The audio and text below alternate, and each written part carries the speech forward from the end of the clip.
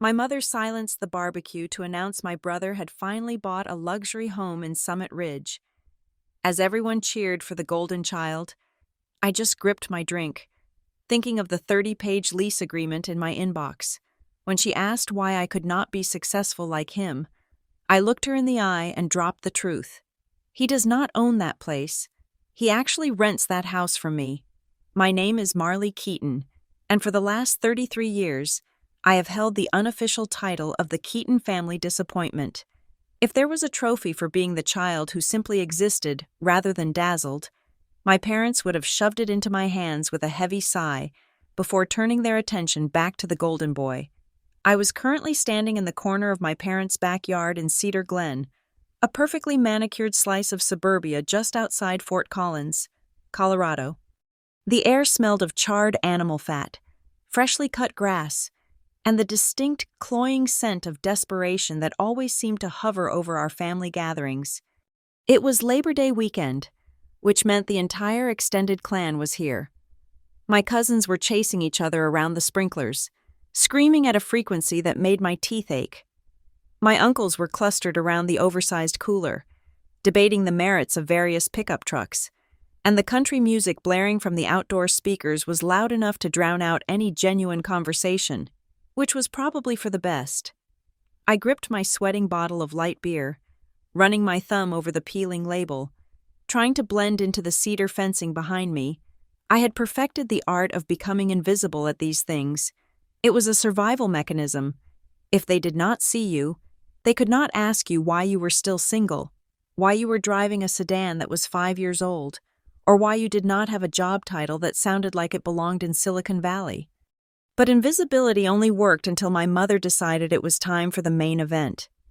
Denise Keaton stood in the center of the patio, clapping her hands together to demand silence.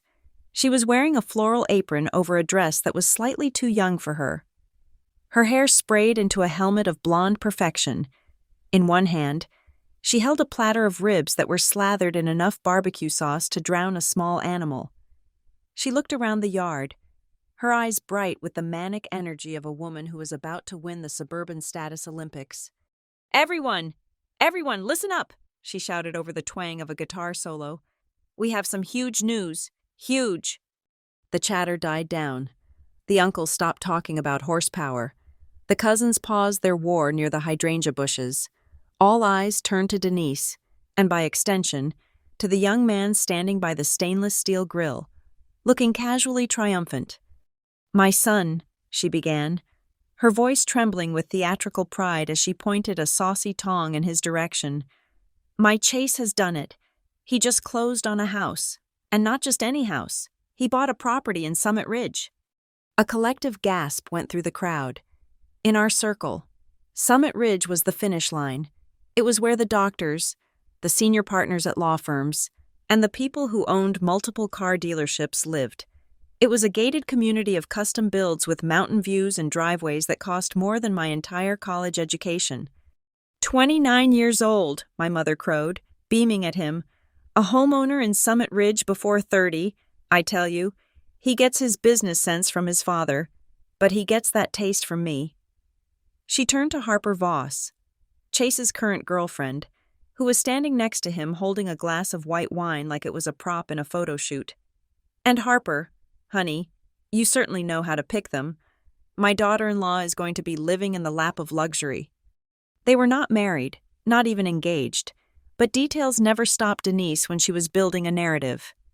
I took a long pull of my beer, the liquid warm and bitter. I watched Chase perform his humility routine. He ducked his head, flashing that boyish grin that had gotten him out of trouble since he was 5. He was wearing a t-shirt that said "Disrupt" in a minimalist font, the uniform of the self-proclaimed genius founder. He raised his beer to the crowd, soaking in the applause, the back slaps from my uncles, the envious looks from our cousins. "It is a big step," Chase said, his voice projecting easily across the yard. "But you know, the startup is scaling faster than we anticipated. The team has been crushing it. I needed a home base that reflected where we are going." "Here, here, my father," Ron shouted from the deck, raising his spatula like a scepter. I felt a bubble of laughter rising in my throat. hot and acidic. It was taking every ounce of my self-control to keep it down. I looked at Chase. Really looked at him. I saw the slight tension in his jaw, the way his eyes darted away whenever someone asked a specific question about the closing costs. He was playing the part perfectly. The successful tech entrepreneur, the provider, the golden child ascending to his throne. I knew the truth. I knew the truth because exactly 4 days ago, I had received a notification on my secure email server. I knew the truth because the deed to the property at 4210 Highland View Drive in Summit Ridge did not have the name Chase Keaton on it. It had the name of a limited liability company, MK Summit Holdings. I knew the truth because I was the one who had approved his application.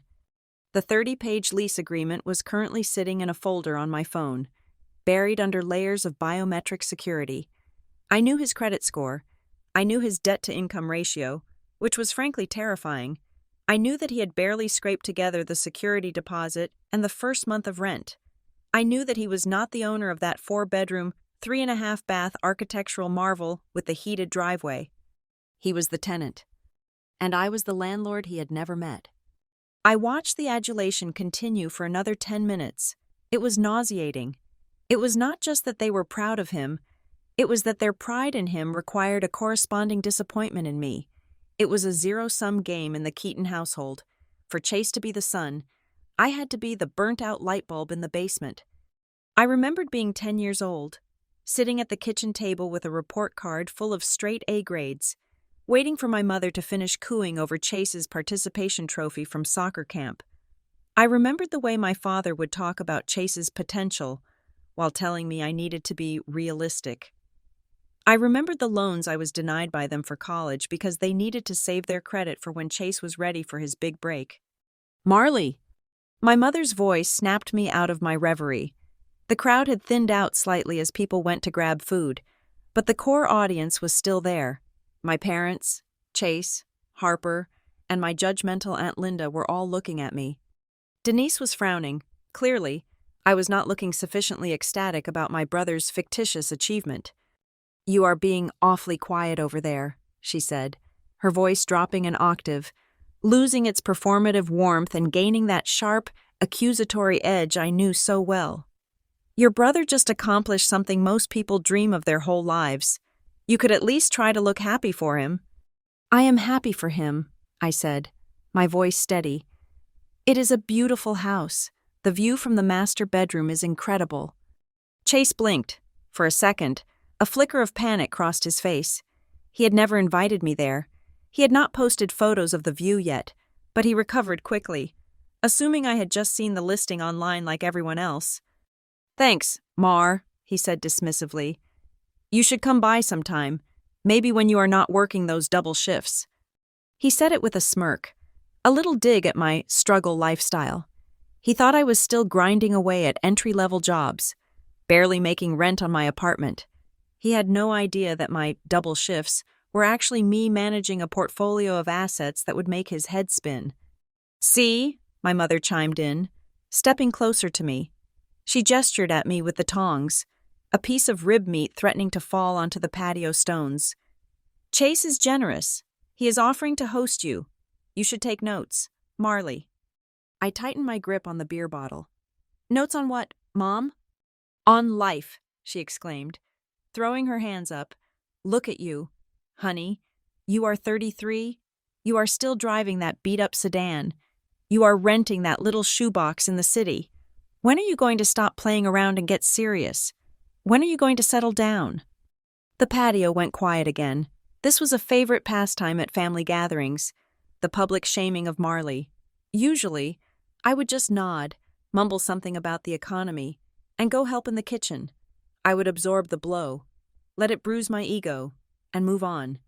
That was the role I had been cast in, the punching bag, the foil to Chase's brilliance. "I am serious. Marley," Denise continued, emboldened by the silence. She wanted to drive the point home. She wanted to make sure everyone understood the hierarchy. "Chase is building a legacy. He is investing in real estate. He is thinking about the future. When are you going to look out for your future like your brother? When are you going to finally catch up?" Something inside me snapped. It was not a loud snap. It was not a screaming match. It was a quiet, metallic click, like a lock tumbling into place. I looked at Chase. He was smirking at Harper, shaking his head slightly as if to say, "Can you believe her?" He looked so comfortable, so assured of his place in the world. He was standing there, claiming ownership of my hard work, my risk, my capital, and using it to belittle me. I set my beer bottle down on the wicker table next to me. The glass made a dull thud against the synthetic weave. I straightened my spine and looked directly at my mother. I did not yell. I did not cry. I spoke with the calm, level tone of a woman who held every single ace in the deck. "I guess I will do that when he stops renting that house from me, Mom." The words hung in the air. They did not land immediately. It took a second for the sentence to parse in their brains. "What?" my mother asked, a nervous chuckle escaping her lips. "What did you say?" I repeated, my eyes sliding over to lock onto Chase's face. "That I will start worrying about my future when your son stops signing monthly rent checks to my company for the house you think he bought." The silence that followed was not like the silence before. It was heavy. It was suffocating. It was the sound of a reality fracturing. The music was still playing, some upbeat song about drinking whiskey on a tailgate, but it sounded distant, like it was coming from another dimension. A spoon dropped onto a ceramic plate somewhere near the buffet, and the sound rang out like a gunshot. I watched the color drain out of Chase's face. It happened in stages.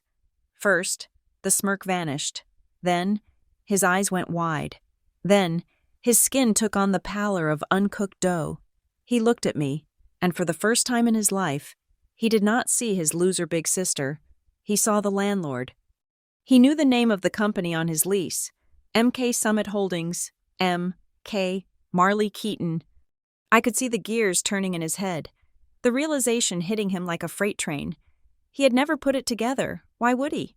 Who suspects their failure sibling of being the anonymous investor behind their luxury rental? Harper looked from Chase to me, her perfectly drawn eyebrows knitting together. "Chase? What is she talking about?" He opened his mouth, but no sound came out. He looked like a fish gasping on a dock. My mother looked frantic. "Marley, do not be jealous. It is ugly. Making up lies because you cannot handle your brother's success. Ask him." "Mom," I said softly, cutting her off. I nodded toward Chase. "Ask him to show you the deed, or better yet, ask him why he is currently 3 days late on this month's rent." Just then, my phone buzzed in my pocket, a single, sharp vibration against my hip. I pulled it out. The screen lit up with a notification from the property management software I use to oversee my portfolio.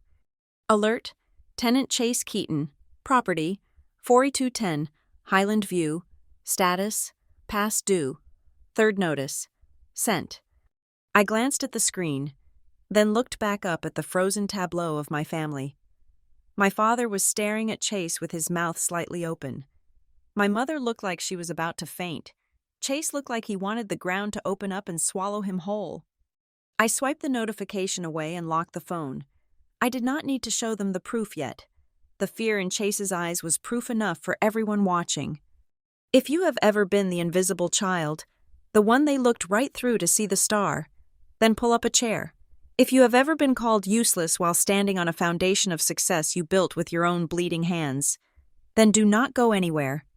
You are going to want to see how hard this crash is, to understand why I stood in that backyard and watched my brother crumble with a sense of cold satisfaction. You have to go back to Cedar Glen. You have to understand the geography of my childhood home. It was a perfectly average 2-story house with beige siding and a roof that my father, Ron, complained about every time it rained. My father was an HVAC technician, a man who spent his life fixing other people's comfort while keeping our thermostat locked at 68 degrees in the winter to save pennies.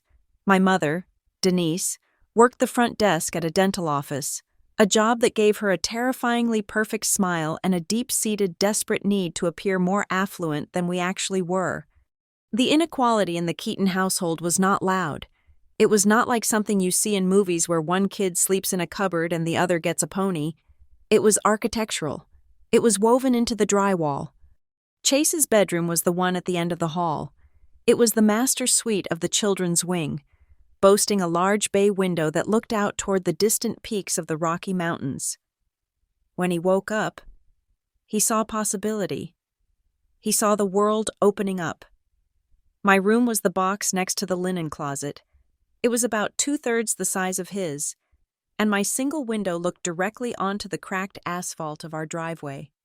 When I woke up, I saw my father's work van and the oil stain that never quite washed away. They always said it was just logistics. Chase was a boy. He needed more space to run around, to build things, to be loud. I was a girl. I was supposed to be compact, neat, and require less maintenance. I remember being 13 years old. That was the year I realized that in the economy of our family, my currency was inflated, and Chase's was gold. I had spent the entire summer babysitting for the Millers down the street. Their twins were absolute terrors who bit and screamed, but I endured it because I wanted this specific denim jacket with a shearling collar I had seen at the vintage store in town. It cost $40. To me, that $40 represented 40 hours of negotiation, cleanup, and patience. I came home one Tuesday afternoon, sweating and tired, clutching my wad of small bills. I walked into the kitchen to find my mother sitting at the table with the checkbook open. The air smelled of lemon polish and tension. Chase was there, bouncing a basketball on the linoleum, a rhythm that usually drove my mother crazy, but today she was smiling. I watched her tear a check out of the book. It was for $350. "There you go, honey," she said, handing it to him. "The Elite Skills Camp in Denver. You are going to knock their socks off." I stood in the doorway, my hand tight around the wad of 1s and 5s in my pocket. $350. That was nearly 10 times what I had saved. That was a utility bill. That was groceries for 2 weeks. "I thought we were tight this month," I said. It was not an accusation, just a statement of fact based on the lecture I had received yesterday about taking too long in the shower. My mother looked up, her smile tightening just a fraction. "This is an investment. Marley, the coaches at this camp have connections to high schools with strong programs. If Chase wants to get out of Cedar Glen, he needs exposure." "I need new sneakers for gym," I mentioned quietly. "We will look at Payless next week," she replied, turning back to Chase. "You are the older sister. Marley, you have to understand. We have to be strategic. Let him have the chance to shine." "You have to understand." That was the mantra. It was the brick wall I ran into every time I tried to advocate for myself. I had to understand that Chase was special. I had to understand that boys needed more encouragement. I had to understand that my role was to be the scenery, not the protagonist. The only person who saw the cracks in the foundation was Nora Blake. Nora lived 3 streets over in a duplex with her single mom. She wore combat boots even in July and had a mess of curly hair that she refused to tame. She was an outsider by default, which meant she had a vantage point that I lacked. We were sitting on the curb outside her house a few weeks after the jacket incident. I was complaining about how Chase had gotten a new gaming console for getting a B+ on his report card, while I had received a pat on the back for straight A's. Nora listened, chewing on a piece of red licorice. She did not offer sympathy. She offered strategy. "You know they are never going to be fair, right?" she said. "It is not a mistake, Marley. It is a system." "So what do?" I asked, feeling that familiar sting of helplessness. "You keep score," Nora said. "You write it down. Every dollar you earn, every dollar they give him, every time you fix something and he breaks something, you write it all down, because one day they are going to try to rewrite history. They are going to say they treated you the same. You are going to need the receipts." That night, I started the notebook. It was a cheap spiral-bound thing with a blue cover. On page 1, I wrote the date and a single entry. Babysitting money, $40. Chase basketball camp, $350. It felt petty at first, but then it became powerful. It became a shield. When you turn hurt into data, it hurts less. It just becomes a statistic. The defining moment, the incident that turned my heart from soft flesh into stone, happened 6 months later. Chase was 14 then, deep in a phase of unchecked aggression that my parents called high spirits. He was playing a video game in the living room, losing badly. I was in the dining area, working on a watercolor project for art class. I heard a shout, followed by a sickening crash. I looked up to see the 50-inch flat-screen TV, the pride and joy of my father's living room, lying face down on the floor. The screen shattered into a spiderweb of glass. Chase stood over it, the controller still in his hand, his chest heaving. He had thrown the controller. He had missed the couch and hit the screen. When my parents came home, the air left the room. My father turned purple. My mother put a hand to her chest. "The stand was wobbly," Chase shouted before they could even speak. "I just bumped it. I barely touched it and the whole thing just tipped over. It was a death trap, Mom." It was a lie, a blatant, clumsy lie. The stand was solid oak. It would have taken a tackle to tip it. I waited for the explosion. I waited for the grounding. Instead, my mother sighed. She went over and hugged him. "Oh, thank God you were not hurt when it fell. We should have anchored it better. Ron, I told you that stand was not safe." My father grumbled. But within a week, a new TV was mounted on the wall, a bigger one, because, of course, the old one was a safety hazard. 2 weeks later, I was doing homework at the coffee table. I was using a compass for geometry. I slipped. The metal tip gouged a 2-inch scratch into the veneer of the table. It was an old table, bought secondhand years ago. My mother saw it the next morning. "Marley!" Her voice rang through the house like a siren. "Look at this. Do you have any respect for our property? Do you think money just grows on trees?" "It was an accident," I stammered. "I slipped." "You are careless," she snapped. "You are always rushing, never thinking. That is why you ruin nice things. You are not watching TV for a week until you learn the value of $1. I stood there, looking at the scratch. It was nothing compared to the shattered screen. But the difference was not the damage. The difference was the culprit. I did not cry that time. I went to my room, pulled out my blue notebook, and wrote, "Chase destroys TV. Replaced in 7 days. Marley scratches old table. Punished for 7 days. Conclusion. My mistakes are crimes. His crimes are accidents." That was the day I decided I would never rely on them for my sense of worth again. If they only valued ownership, if they only respected the person who held the remote control, then fine. I would own things, but I would own them in a way they could not see, could not touch, and could not take credit for. By the time I was 18, the divide was a canyon. It was spring of my senior year. The acceptance letters were coming in. I had applied to the State University in Fort Collins because it was practical, affordable, and I could work while studying. Chase, who was a junior, had just been accepted into a private preparatory school in Arizona for his final year. It was a basketball boarding school that cost more than my father made in a year. We were at dinner when they announced it. "He got a partial scholarship," my father said, beaming, carving the roast chicken like he was slicing into a victory. $5,000 off tuition. "That leaves $45,000, I said, doing the math in my head. "Plus room and board." "We will make it work," my mother said quickly, shooting me a warning look. "We will refinance the house. We will take out a loan. It is an investment in his future. He is going to be scouted. Marley, this is his ticket." "And what about my college?" I asked. I had my acceptance letter to CSU in my backpack. I had not shown them yet. "Oh, honey," my mother said, her voice dropping to that dismissive, breezy tone. "State is affordable. You can live at home for the first 2 years to save money. You are smart. You will figure out the financial aid forms. We need to focus our resources where they will have the biggest return." There it was. Return on investment. I was the low-yield bond. Chase was the volatile tech stock they were betting the farm on. I nodded. I ate my peas. I did not mention that I had already secured a job at the university bookstore and applied for 3 grants that morning. "Congratulations, Chase," I said. "Thanks," he said, mouth full of potatoes. "I am going to need a new laptop for school, though the old one is lagging." "We will go to Best Buy on Saturday," my father promised. I excused myself, went to my room, and added an entry to my notebook. Loan for Chase's prep school. $45,000 plus interest. Budget for Marley's college. 0. I closed the book.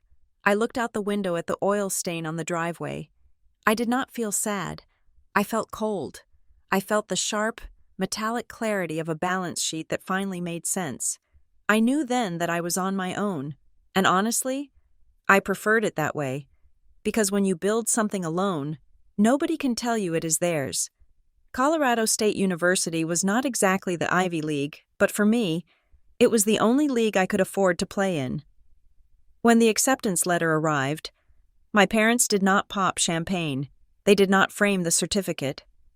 My father just nodded over his morning coffee and said it was good because it was close enough to drive home if I needed to, and more importantly, it was cheap. No one asked how I planned to pay for the tuition, the books, or the roof over my head. It was just assumed that since I was the practical one, the sturdy one, I would figure it out. So, I did. My life became a blur of motion and caffeine. I was not just a student. I was a machine designed to convert time into dollars. I took a job at a 24-hour diner on Mason Street, working the graveyard shift from 10 at night until 4 in the morning 3 days a week. My uniform smelled permanently of hash browns and stale grease. Then, I had a cleaning gig at a corporate office park near the highway, emptying trash cans and wiping down glass desks where other people made real money. And on weekends, I worked the drive-through window at a coffee chain, forcing a smile while people screamed at me because their oat milk latte was 2 degrees too cold. I slept in 4-hour bursts. I learned to nap on the city bus, wedged between strangers, my backpack clutched to my chest like a life preserver. My diet consisted of instant noodles, day-old bagels that the coffee shop let me take home before throwing them out, and whatever fruit was on sale at the grocery store. While I was scraping burnt eggs off a griddle at 3 in the morning, my phone would buzz with updates from Chase. He was at Arizona State now, living the life that my parents were financing with a second mortgage on their house. His Instagram was a curated gallery of the college experience I was missing. There were photos of his dorm room, which looked more like a hotel suite, decked out with a massive flat-screen TV and leather beanbag chairs. There were pictures of him in Las Vegas for a weekend getaway with his fraternity brothers, holding a stack of chips. The captions were the worst part. He would post a selfie at noon, wearing sunglasses, with the text, "Rise and grind. The hustle never stops," or a picture of a new MacBook Pro my parents had sent him, captioned, "Tools of the trade, investing in myself." It made my blood boil, but it also clarified things for me. Chase was playing pretend. He was cosplaying success using someone else's credit card. I was in the trenches. I did not have a social life, so I filled the void with information. I practically lived in the university library when I was not working. I bypassed the fiction section and went straight to the shelves labeled personal finance and real estate investing. I read books that were dusty and boring, books about tax liens, compound interest, and market cycles. I started listening to podcasts during my cleaning shifts. While I vacuumed the carpets of empty boardrooms, I had voices in my ears explaining the difference between an asset and a liability. I learned that an asset puts money in your pocket, and a liability takes money out. Chase was a liability. I intended to be an asset. I started going to these free financial seminars held at the local community center. The room was usually full of retirees looking for free coffee and sandwiches. I was the only 19-year-old there, sitting in the front row with a notepad, writing down everything the speaker said about index funds and diversification. I did not eat the sandwiches. I just took the knowledge. The first turning point came in my sophomore year. I had spent 2 years saving every single tip from the diner, every dollar bill, every quarter left on a sticky table. I kept it in a shoebox under my bed until I had exactly $600. It was not a lot of money.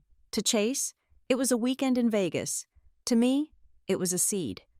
I opened a brokerage account.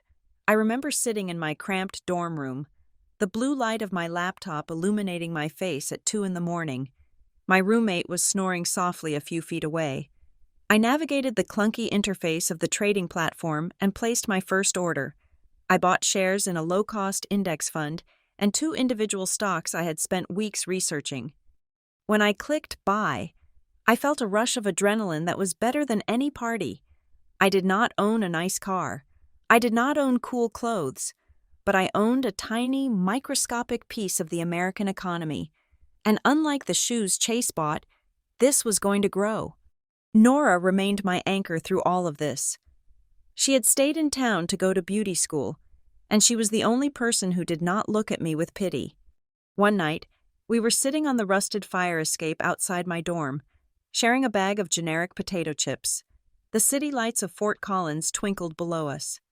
"Everyone thinks I am crazy," I told her, picking at a loose thread on my jeans. "The girls in my hall think I am broke because I never go out for sushi with them. They think I am hoarding money because I'm scared." Nora took a drag from her cigarette and blew the smoke into the cool night air. "Let them think you are broke," she said. "Invisibility is a superpower. Marley, if they think you have nothing, they will never ask you for anything, and they will never see you coming." "I just want a house," I whispered. "Not a big one, just something that is mine, something nobody can kick me out of." Nora turned to me, her eyes serious. "You do not just want a house, Mar. You want a fortress. You want to prove them wrong."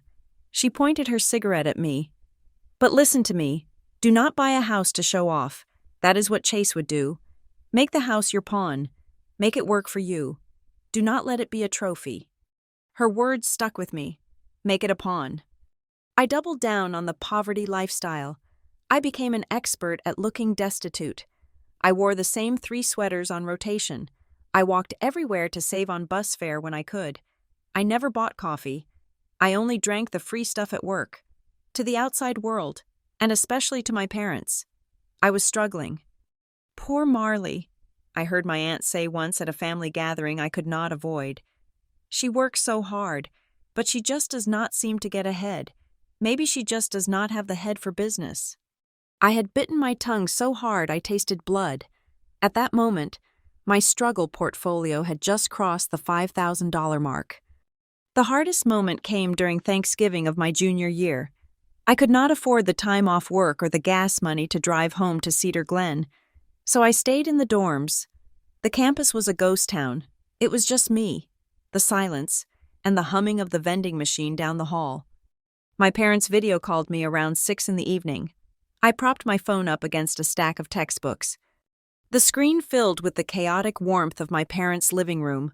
My mother was holding the camera, panning around to show the turkey, the stuffing, the pies. "Say hi to Marley," she chirped. "Hi, Marley," a chorus of voices shouted. Then the camera swung to Chase. He was sitting in the best armchair, holding a glass of wine, wearing a cashmere sweater that probably cost $300. "Hey, sis," he said, flashing a grin. "Happy Thanksgiving. You missing out. Mom made the pecan pie." "It looks great," I said, trying to keep my voice even. I looked down at my dinner, a cup of instant mac and cheese that I had heated in the microwave down the hall. "Chase was just telling us about his new apartment," my father said, leaning into the frame. His face was flushed with pride. "He moved out of the dorms. He is in a luxury complex now. Granite countertops, gym, pool. It is fantastic." "Yeah," Chase said, swirling his wine. "The dorms were just too loud. I needed a space that matched my vibe, you know? A place where I can really focus on my projects." "And who is paying for that?" I asked, the question slipping out before I could stop it. There was a slight pause. "We are helping him with the rent for the first year," my mother said quickly, her tone defensive. "He needs a good environment to succeed. Marley, you know how sensitive he is to noise." "Right," I said. "Sensitive." "Anyway," my mother said, clearly eager to move on from my negativity. "Are you okay, honey? You look a little tired." Are you eating enough? She did not wait for an answer.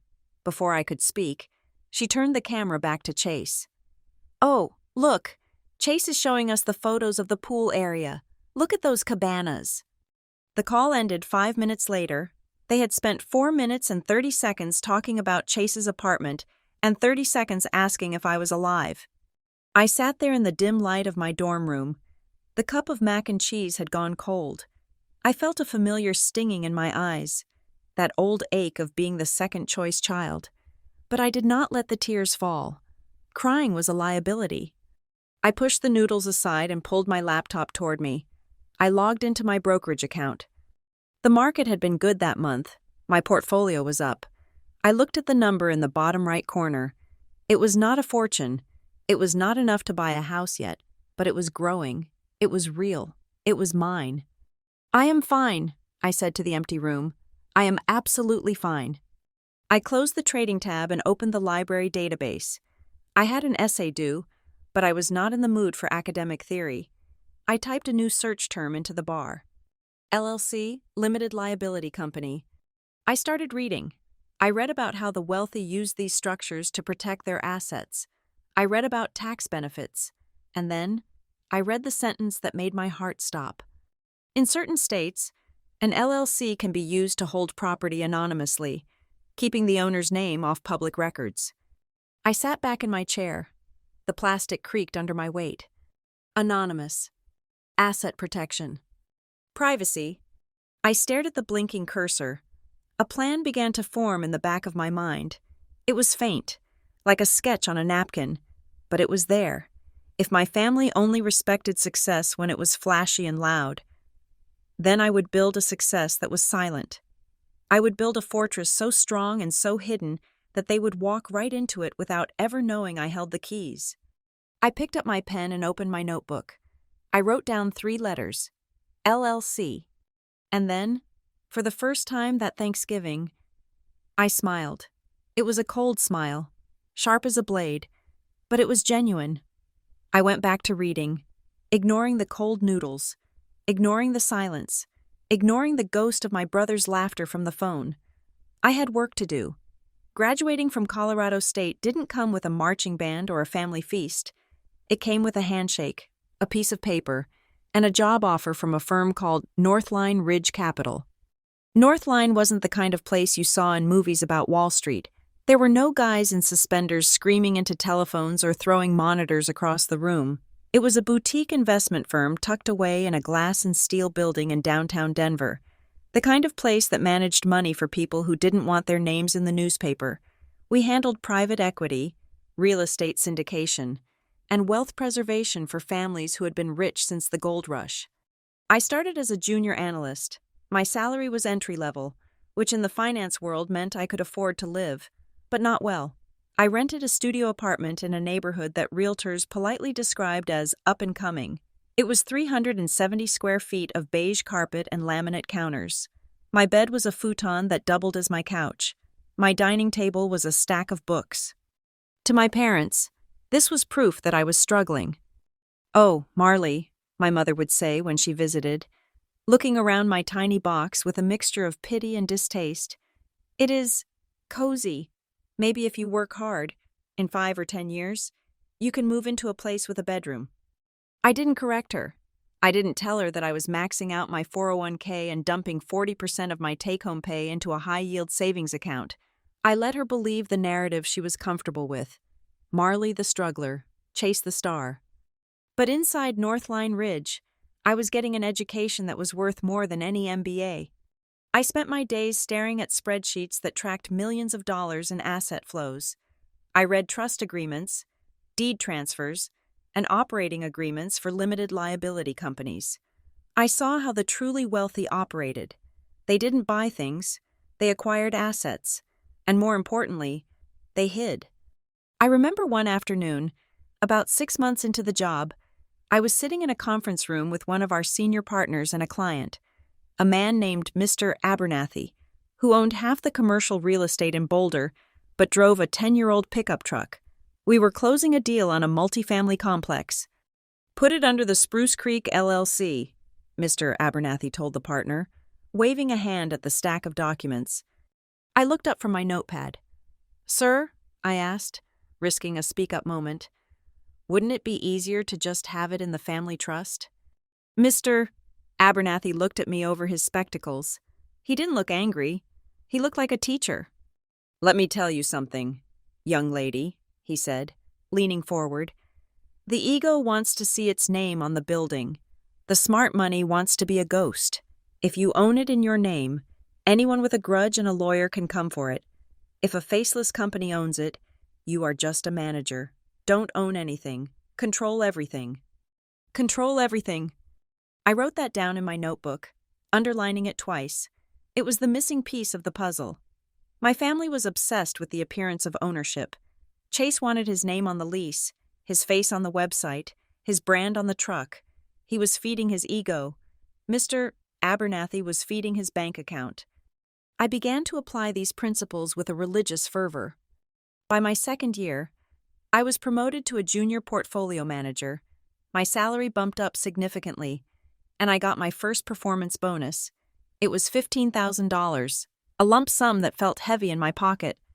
My colleagues, young guys in their 20s who wore vests and talked about crypto, immediately went out and upgraded. They leased Audis. They moved into lofts in Lodo with exposed brick and high rents. They bought watches that cost more than my car.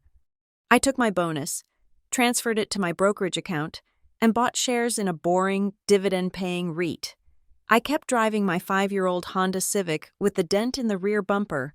I kept bringing my lunch, Tupperware containers of meal prep chicken and rice, while everyone else ordered $20 salads from Uber Eats. My parents, of course, saw the Honda and the Tupperware and assumed the worst. "We are just worried about you." "Mar," my dad said during a FaceTime call one Tuesday night. I was eating my chicken and rice. He was sitting on the patio of their house. "You have been at that job for 2 years. Shouldn't you be, I don't know, moving up?" "I am doing okay, Dad," I said, keeping my voice neutral. "The market is a little volatile right now." "Well, speaking of moving up," he said, his face lighting up. "Wait until you see what Chase just got. Chase, come here." Chase walked into the frame. He was wearing a backwards baseball cap and grinning. "Check it out," he said, flipping the camera view. In the driveway sat a brand-new, lifted pickup truck. It was massive, black, and shiny enough to see your reflection in the door. "The Raptor," Chase said, his voice oozing pride. "Startup life requires some heavy lifting, right? Gotta impress the clients. If you pull up in a beater, they think your business is failing. Image is everything." "Dad helped with the down payment," my mother's voice chimed in from the background. "Just to get the monthly payments manageable, but Chase is paying the insurance." I looked at the truck. I did the math in my head instantly. That was an $80,000 vehicle. The gas mileage was terrible. The insurance would be astronomical for a male under 25. And he was using it to drive to coffee shops to pitch an app that didn't generate revenue yet. "It is very shiny," I said. "Image is everything, Marley," Chase repeated, flipping the camera back to his face. "You should think about that. Maybe get rid of that Civic. It is kind of embarrassing." "I will think about it," I lied. I hung up and immediately opened a new folder on my laptop. I named it Future Roof. I was done playing defense. It was time to start playing offense. I wasn't just saving money anymore. I was hunting. I spent my evenings scouring real estate listings, analyzing market trends, and reading city planning minutes. I looked for areas where the infrastructure was improving, but prices hadn't peaked yet. That was when I found Summit Ridge Estates. It was a new development, still in the early phases. The zoning was approved for high-end residential, but the developers were offering pre-construction incentives. I looked at the blueprints. I looked at the projected property tax rates. I looked at the school district boundaries. My data told me that Summit Ridge was going to be the next IT neighborhood. It was exactly the kind of place where people like my parents, and people who wanted to impress people like my parents, would be desperate to live. I saved every PDF, every floor plan, every price sheet into the Future Roof folder. I wasn't ready to buy yet, but I was watching. I was stalking that neighborhood like a predator waiting for a straggling deer. The only person who knew the truth was Nora. We were sitting on the floor of my tiny studio one Friday night, eating a pepperoni pizza we had picked up with a coupon. I had just shown her my net worth statement. $100,000, Nora said, whispering the number like it was a curse word. She stared at the screen of my laptop. Marley, you have $100,000. You are literally richer than everyone we went to high school with. Net worth, I corrected, taking a bite of the greasy crust. It is not liquid. It is in stocks, bonds, and high-yield accounts. I can't just spend it. But it is yours, she said, looking around my apartment. You are sleeping on a futon, and you are sitting on a six-figure pile of cash. You are a dragon, Mar. You are a dragon sleeping on gold while everyone thinks you are a lizard. The goal isn't to look rich, I said, reciting Mr. Abernathy's lesson. The goal is to be free. Nora laughed, shaking her head. One day, she said, raising her can of cheap beer. One day, you are going to be the landlady of the house they all want to live in, and the irony is going to be delicious. That is the plan, I said, clinking my can against hers. But plans are one thing, reality is another, and reality came crashing down at the next family dinner. I drove the Civic out to Cedar Glen for my father's birthday. The driveway was dominated by Chase's massive truck, forcing me to park on the street. Dinner was a spectacle. My mother had made a roast, and Chase was holding court at the head of the table. He was talking about capital raising and seed rounds, using buzzwords he had clearly picked up from a TechCrunch article he skimmed. We are looking for angel investors, Chase said, gesturing with his fork. People who understand vision.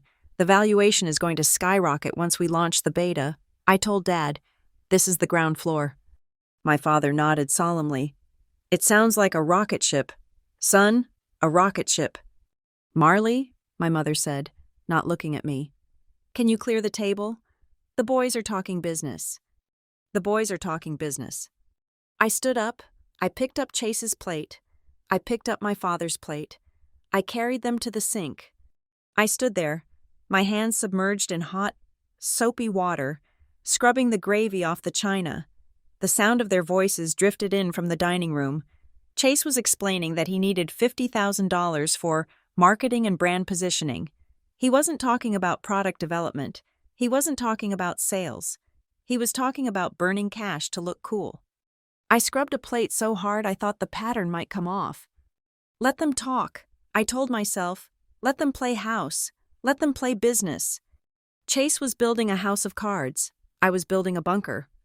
When I finally left that night, my hands were red from the dishwater and my ego was bruised, but my resolve was harder than diamond. I walked to my car, the cold night air biting at my cheeks. I passed Chase's truck, looming like a black beast in the driveway. I got into my Civic. The engine turned over with a rattle. Before I put it in gear, I pulled out my phone. I opened my banking app. I navigated to the Future Roof savings account. I looked at the number. $75,000. That was 20% down on a pre-construction price in Summit Ridge, plus closing costs, plus a buffer. I didn't smile. I didn't cheer. I just felt a deep, cold sense of peace. It was a calculated peace. The kind of peace you feel when you have checked the parachute 3 times and you are just waiting for the green light to jump. Okay, I whispered to the dashboard. I am ready. I put the car in reverse and backed away from the house where I was the servant, driving toward the life where I would be the master. The listing hit my inbox at 11:15 on a Tuesday night. I was sitting in my studio apartment, wrapped in a blanket, staring at the blue light of my monitor. The subject line of the email from my automated search filter was simple. Price drop alert.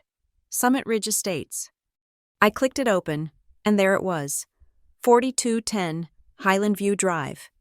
It was a modern masterpiece of glass and timber, perched on a rise that gave it a commanding view of the foothills. 5 bedrooms, 5 bathrooms, a 3-car garage, a saltwater infinity pool that looked like it spilled directly into the horizon. It was the kind of house that usually sat on the market for $2 million. easily. But the price listed was significantly lower. I dug into the agent notes, reading between the lines of the real estate jargon. The seller was a tech executive who was being transferred to London immediately. He did not want a bidding war. He wanted a fast exit. He needed the liquidity more than he needed the top dollar value. This was not just a house. This was a distress signal wrapped in luxury siding. My heart started to hammer against my ribs. Not the fluttery, romantic heart rate of someone falling in love with a kitchen island, but the steady, heavy thud of a hunter who has just spotted a wounded elk. I did not call my parents. I did not call a friend to gush about the walk-in closet. I opened a new tab and emailed my attorney, a man named Samuel who charged $300 an hour and asked 0 personal questions. Sam, I typed, I need to form an entity, immediately. Name it MK Summit Holdings LLC. Use your office as the registered agent address. I want my name nowhere near the public records. By the next morning, the paperwork was in motion. In the state of Colorado, you can hide ownership if you know how to layer the paperwork correctly. If anyone pulled the deed, they would see a faceless corporate entity based in a law office downtown. They would not see Marley Keaton, the girl who drove a dented Honda Civic. For the next 3 nights, I barely slept. I entered what I called the war room mode. While my family was likely sitting around the dinner table in Cedar Glen, debating which neighborhood would best showcase Chase's imaginary success, I was dissecting the financials of 4210 Highland View. I pulled the property tax history. I estimated the insurance costs for a home in a wildfire zone. I calculated the potential rental income based on comparable luxury leases in the area. The numbers worked. In fact, they sang. But to make this happen, I had to bleed my accounts dry. I logged into my brokerage platform. My hand hovered over the sell button. This was the portfolio I had built over 6 years of double shifts, skipped vacations, and instant noodles. It was my safety net. It was the only thing that proved I was competent. I took a deep breath and clicked. I liquidated 80% of my holdings. I cashed out the index funds. I sold the REITs.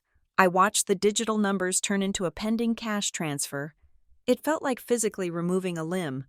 But I knew the rule. You cannot fall in love with the money. You have to love what the money can buy.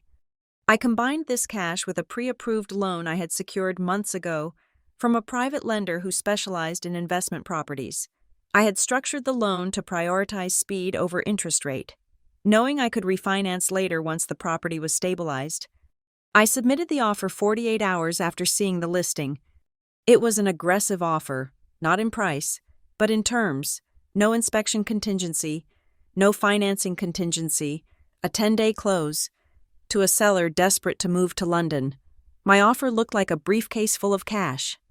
They accepted it in 24 hours. The closing took place in a sterile conference room at a title company on the outskirts of Denver. I wore a blazer I had bought at a thrift store and tailored myself. I sat across from the seller, a tired-looking man who just wanted to sign the papers and get to the airport. He did not ask who I was. He did not ask why a young woman was buying his family home. He just saw the name on the signature line, MK Summit Holdings, LLC. Sign here, the title officer said, pointing to the line marked Manager. I picked up the heavy black pen. For a split second, my hand trembled. This was it. This was the point of no return. I was signing away my liquidity for a pile of wood and stone. I signed, Marley Keaton, manager. I did not sign as homeowner. I signed as an officer of a company. The distinction was vital. It created a psychological firewall. I was not buying a home to live in. I was acquiring a business asset. When I walked out of that office, I held a folder containing the keys to a house that was nicer than anything anyone in my bloodline had ever stepped foot in.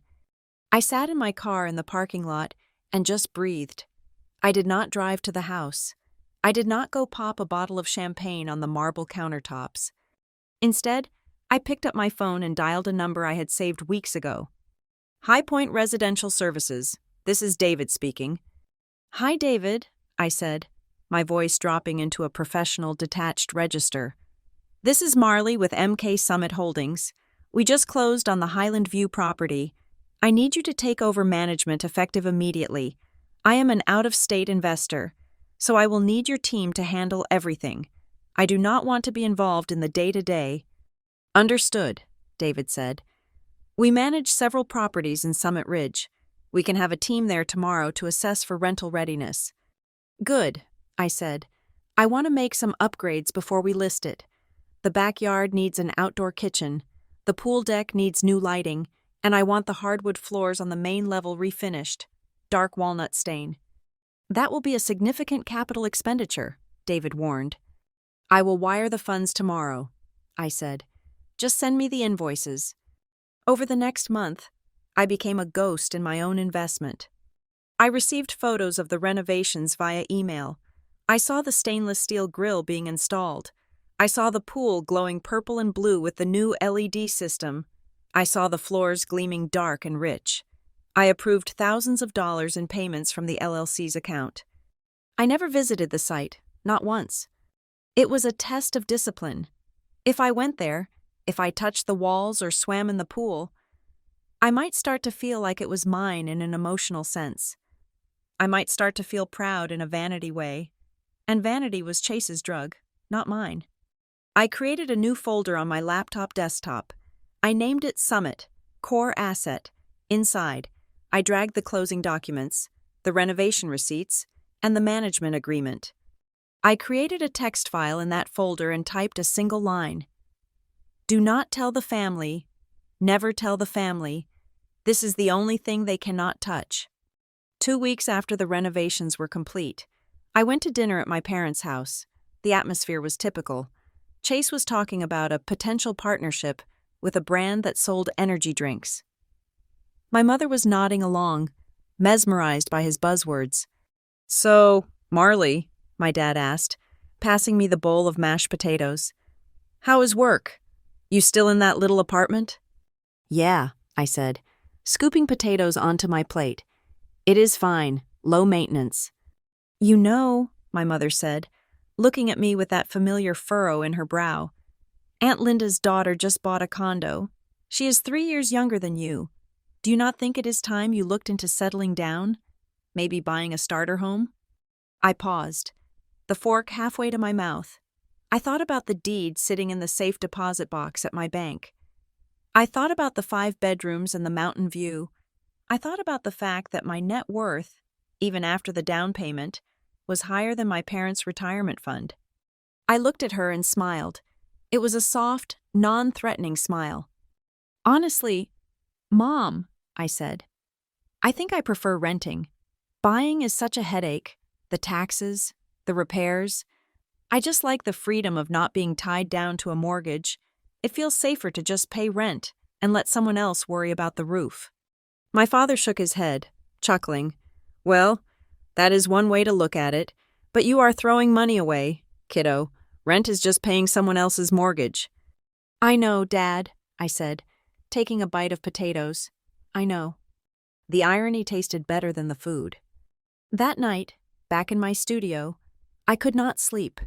It was 2 a.m. I opened my laptop and went to Google Maps. I typed in the address. 4210, Highland View Drive. I switched to satellite view. I zoomed in until the pixelated roof filled my screen. I could see the blue rectangle of the pool. I could see the long, winding driveway. I was looking at it from space, detached and distant. That is mine, I whispered to the empty room. I did not need to walk through the front door. I did not need to host a party there to prove I was successful. I did not need my mother's approval or my father's nod. The house was a machine. It was built to generate cash, and soon it would catch the biggest fish in the pond. I zoomed out, turning the house back into a speck on the map, and closed the laptop. I had a shift at the office in 5 hours. I had work to do. It was a Thursday afternoon, the kind that feels stretched thin by the hum of fluorescent lights and the click of keyboards. I was at my desk at Northline Ridge, analyzing a portfolio of municipal bonds for a client who wanted safe, boring yields. My phone was face down on the desk, silent. until it vibrated with a notification from my personal email server, the encrypted one I use solely for MK Summit Holdings. The subject line was standard: New tenant application, 4210 Highland View Drive. I took a sip of lukewarm coffee and clicked the email open, expecting to see the name of a transplant doctor or maybe a senior engineer from one of the tech firms in Boulder. I was looking for a credit score over 750 and a rent-to-income ratio that made sense. I scrolled down to the applicant section. Primary applicant, Harper Voss. Occupation, digital course creator, brand consultant. Co-applicant, Chase Keaton. Occupation, founder, entrepreneur. My hand froze on the mouse. The cursor hovered over the names as if waiting for me to acknowledge the cosmic joke that had just landed in my inbox. I sat there for a full minute, not breathing. The air conditioning in the office suddenly sounding like a roar in my ears. Chase, my brother Chase, the boy who had borrowed $20 from me last Christmas and never paid it back, was applying to live in the house that I owned. I clicked open the full PDF attachment. I needed to see the financials. I needed to understand how my brother, whose startup was effectively a slide deck and a dream, thought he could afford a lease that ran nearly $4,000 a month. The answer was in the breakdown. Harper Voss was the money. She was an influencer. I recognized her name vaguely from social media. One of those women who sold courses on manifesting your dream life and monetizing your aura. Her bank statements showed consistent, albeit fluctuating, deposits from brand partnerships and course sales. Her credit score was pristine. Then there was Chase. His income section was a masterclass in creative writing. He listed his income as variable, citing consulting fees and investment returns. His bank statements showed transfers from our parents, labeled as birthday gift or support, and a savings account that was dangerously thin. He was riding Harper's coattails.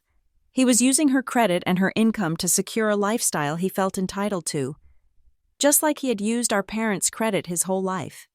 At the bottom of the email, David from High Point had written, "Strong approval recommended. Financials are solid due to the primary applicant. They are looking for immediate occupancy."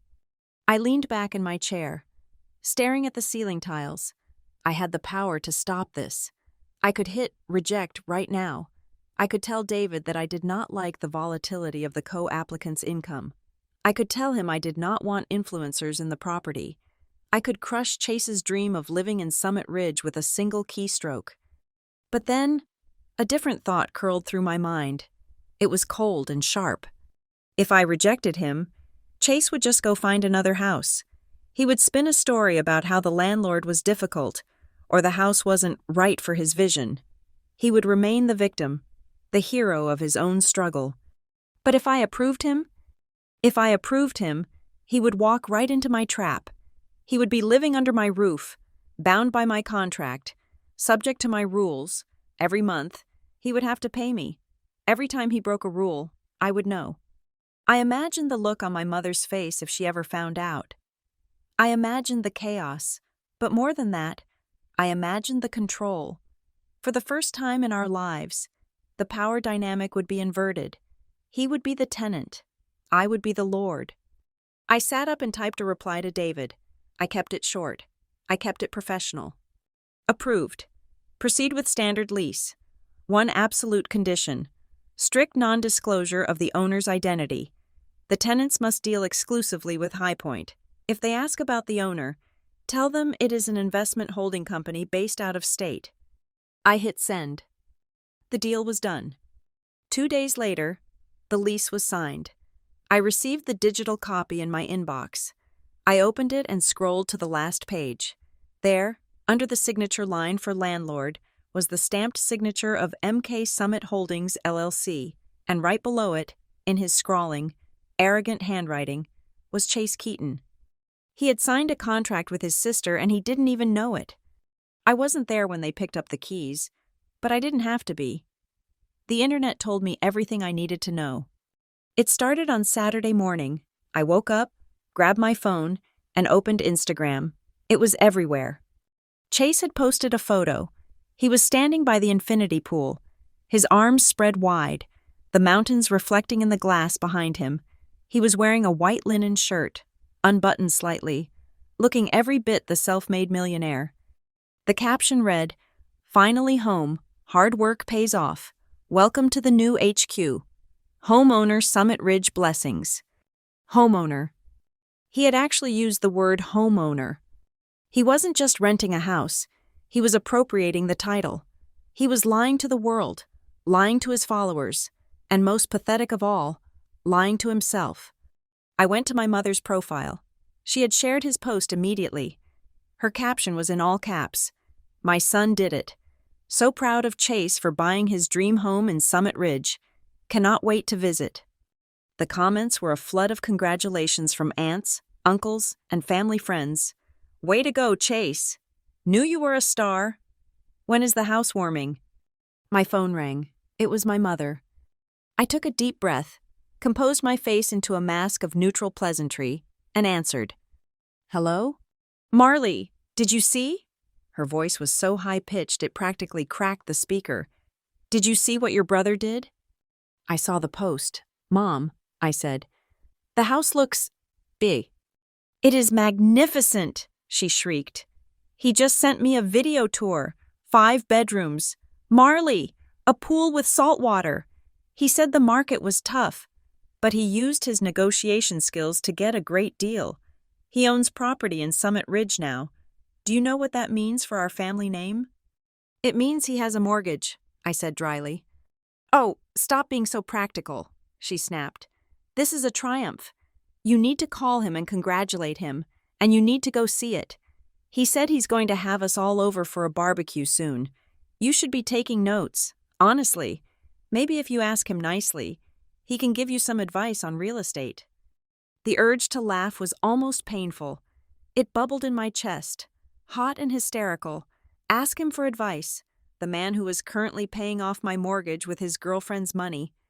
"That is a great idea, Mom," I said. "I will definitely ask him for tips. I'm sure he has a lot to teach me." "He really does," she said, completely missing the sarcasm. "I have to go. I need to call your Aunt Linda. She is going to die when she hears this." She hung up. That night, Nora came over to my apartment. We ordered Thai food and sat on my futon with a bottle of cheap Pinot Grigio. I connected my phone to the TV and pulled up Harper Voss's Instagram story. "Okay," Nora said, pouring a glass. "Show me the circus." We watched as Harper walked through the front door of my house. "Hey guys," Harper chirped to the camera, holding a selfie stick. "So, we just got the keys to our forever home. Chase and I are so obsessed with this energy. Look at these floors." She panned the camera down to the dark walnut floors I had paid $6,000 to have refinished. "Chase is already in the backyard setting up the grill," Harper narrated, walking through the sliding glass doors. The camera found Chase. He was standing by the outdoor kitchen I had installed, holding a beer. He looked at the camera and winked. "Just another day at the office, babe," he said. Nora choked on her wine. She coughed, sputtering, and pointed at the screen. He thinks he owns it," she wheezed. "He literally thinks he is the king of the castle. Mar, do you realize what you have done? You have given him the stage to perform his greatest lie yet." "I know," I said, watching Chase lean against the stone counter I had picked out from a catalog. "Doesn't it make you mad?" Nora asked, sobering up a little. "Seeing him take credit for your money? Seeing your mom worship him for something you actually did?" I paused the video on a frame of Chase's smug face. I looked at him. I looked at the house that was legally, contractually, and financially mine. "It used to make me mad," I said quietly. "When we were kids, and he broke the TV and blamed the stand. That made me mad. When he got the scholarship money I needed. That made me mad." I took a sip of wine. "But this is not anger. This is leverage. He is building his entire identity on a foundation that I control. He is climbing a ladder, Nora, and he has no idea that I am the one holding the bottom rungs. I can pull them out whenever I want." "So you are just going to let him play pretend?" I am going to let him write the beginning of the story, I said, turning off the TV. He can have the likes, he can have the applause, he can have the barbecue, but the ending? The ending belongs to me. After Nora left, I opened my laptop. I went to the Summit, Core Asset folder. Inside, I created a new subfolder. I named it Chase and Harper, Tenant File. I dragged the lease agreement into it. I took screenshots of Chase's homeowner post and Harper's Forever Home story and dragged them in too. I saved a PDF of my mother's Facebook post. I was not just a landlord anymore. I was a prosecutor building a case. I did not know when I would need to present the evidence, but as I looked at the file, glowing quietly on my desktop, I knew one thing for certain. When the time came, I would not be the one scrambling for an explanation. I closed the laptop, turned off the lights, and went to sleep in my tiny studio apartment, sleeping more soundly than I had in years. For the next few months, 4210 Highland View Drive ceased to be a piece of real estate and transformed into a stage set for The Truman Show. Starring my brother, it became the gravitational center of the Keaton family universe. Every weekend, my social media feed was clogged with footage of barbecues, pool parties, and what Chase pompously called founder fireside chats, which were just him drinking craft beer by the fire pit I had paid for, lecturing his unemployed friends about synergy. My parents were there constantly. My mother posted photos of herself in the kitchen, my kitchen, with captions like, "Sunday dinner at Chase's estate. So blessed." My father brought his tools over to tinker in the garage, seemingly forgetting that he had never once offered to fix the leaking faucet in my studio apartment. I watched it all from a distance, but while they saw the glamour, I saw the invoices. Being a landlord to your own brother is a front-row seat to their incompetence, priced in US dollars. High Point Residential Services sent me monthly statements that read like a comedy of errors. The rent, $3,200, always arrived on time. Well, technically, it arrived from Harper's account, but the name on the lease was satisfied. It was the incidentals column that made me laugh a dark, hollow laugh in the privacy of my office. In June, I received a bill for $450. The note from the property manager read, "Tenant attempted to cook a frozen pizza directly on the oven rack without a tray. Cheese melted into the heating element and caught fire. Glass door shattered due to thermal shock from a wet towel used to extinguish flames. I approved the repair. Chase told the family the oven was faulty and low quality. I filed the receipt.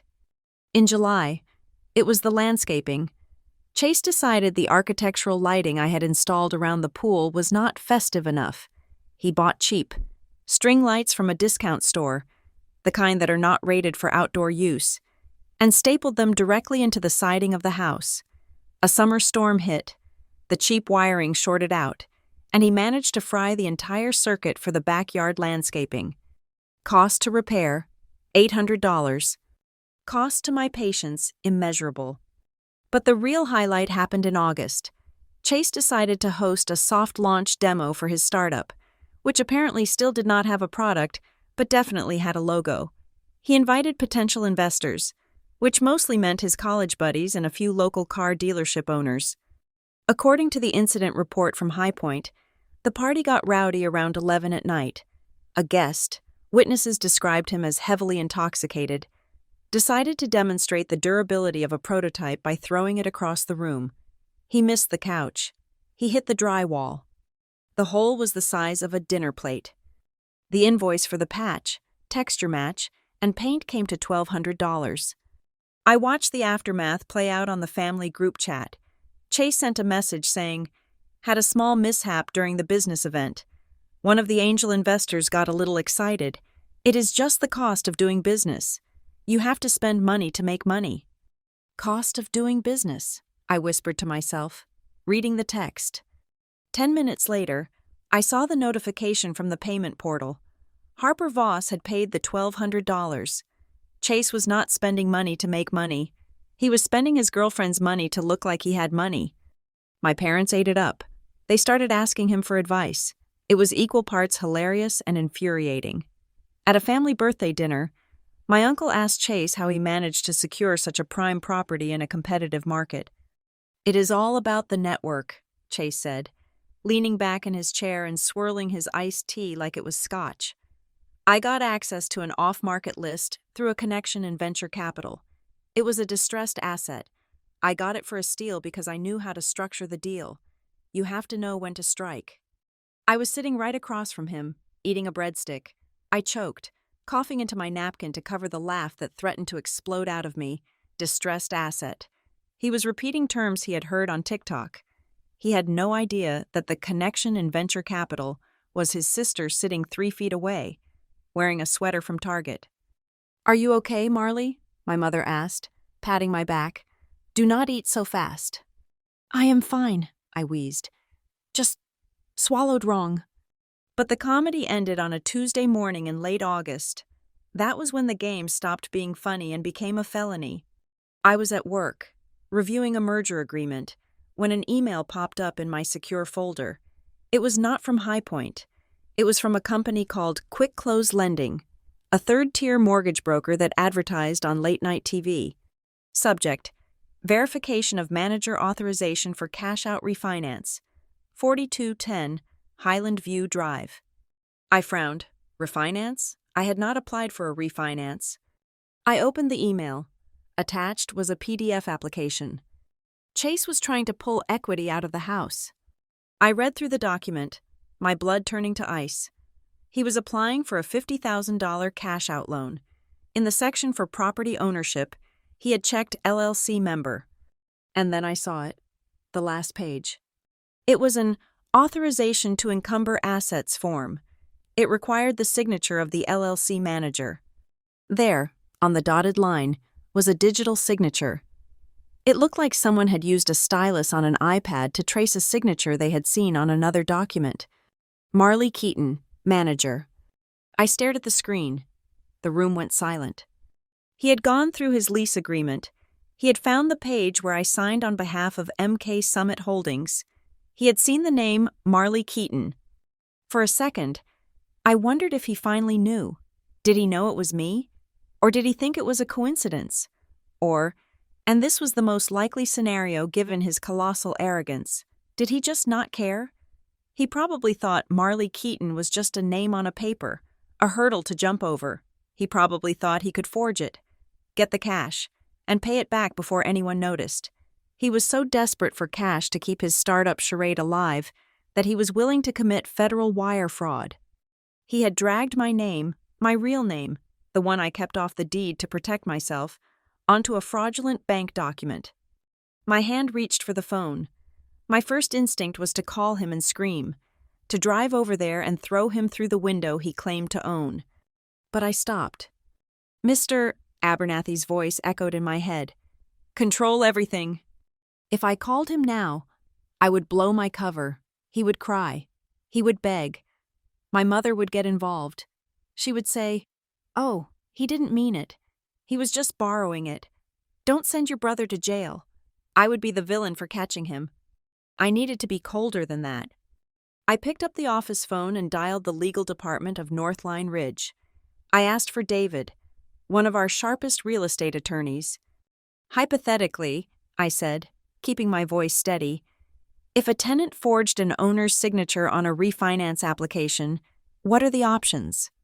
"That is fraud," David said instantly. "Prison time, heavy fines. Why?" "I have a situation with a personal asset," I said. "I do not want to file criminal charges yet. I want to kill the deal and secure the evidence." "Okay," David said. "Respond to the lender. State clearly that the signature is a forgery and that the applicant has no authority to encumber the property. Demand they deny the application and flag the applicant in their system. And Marley, keep that email. That is your ace in the hole." I hung up. I typed the email to Quick Close Lending. "To whom it may concern, I am the manager of MK Summit Holdings, LLC. I did not sign this document. The signature labeled Marley Keaton is a forgery. The applicant, Chase Keaton, is a tenant with no ownership interest in the property. Deny this application immediately." I hit send. Then, I went to my desktop. I opened the Summit, Core Asset folder. I created a new subfolder, coloring it bright red. I named it Forgery Attempt, Do Not Forget.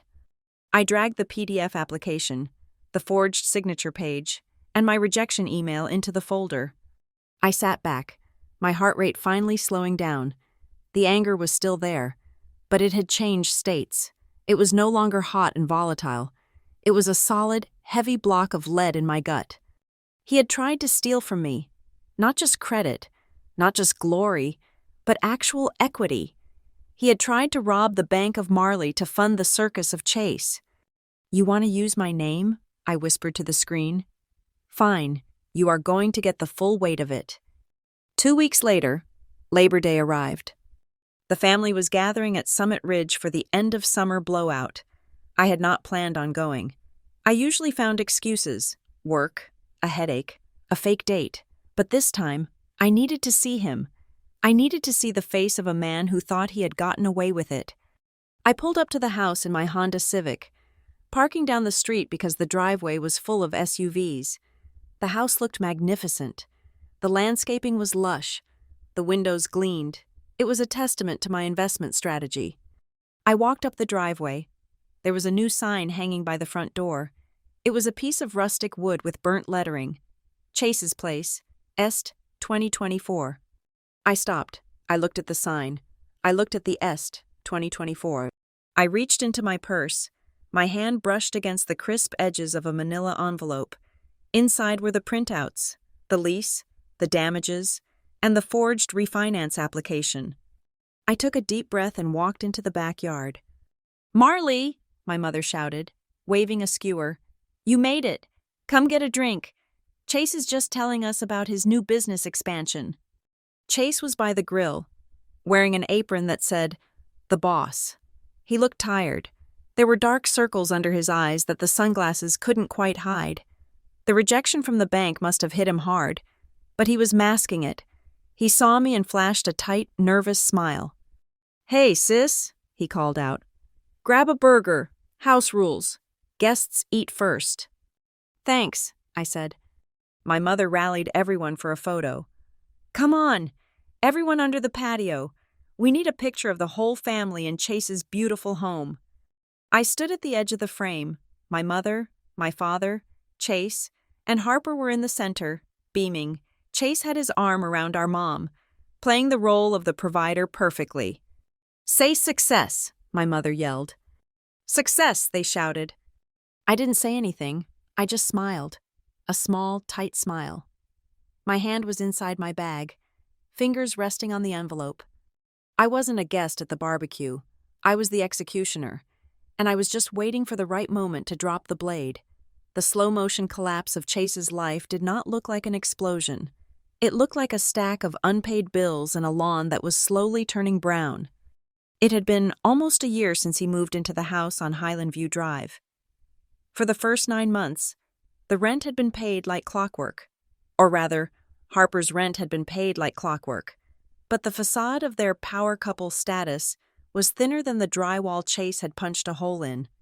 The first crack appeared in May. I saw it on Instagram before I saw it on the balance sheet.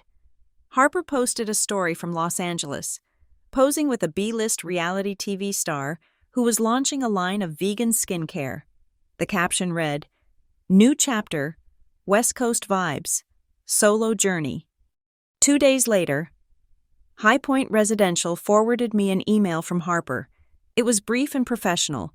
She was removing herself from the lease effective immediately. She had paid the lease break fee. She was gone. That left Chase alone in a 5-bedroom house with a $3,200 monthly nut to crack and a startup that generated exactly $0 in revenue.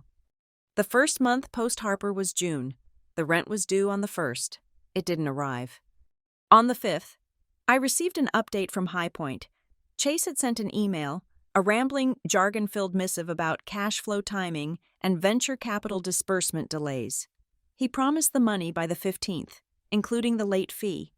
I sat in my office at Northline Ridge, reading his excuses on one screen while analyzing a stable REIT on the other. The contrast was stark. I had the power to waive the fee. I had the power to tell the property manager to give him a break. I typed a reply to David. Enforce the lease terms. Late fee applies. Note the payment promise date. He paid on the 20th. It was 20 days late. Then came July.